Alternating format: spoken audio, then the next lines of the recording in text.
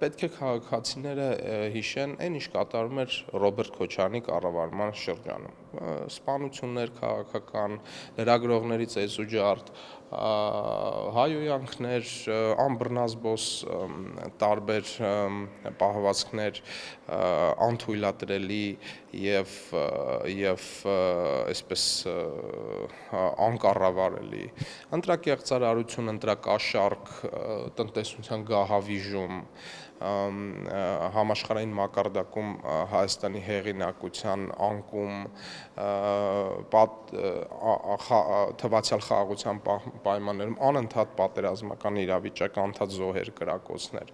Այս ամեն ինչին քաղաքացիները պետք է հակադրեն այն, ինչ արել ենք մենք, այն խաղաղության գործընթացը, որ նախաձեռնել ենք եւ իրականացնում ենք մենք, տնտեսության այն զարգացումը, ժողովրդավարությունը, մամուլի ազատությունը, մեր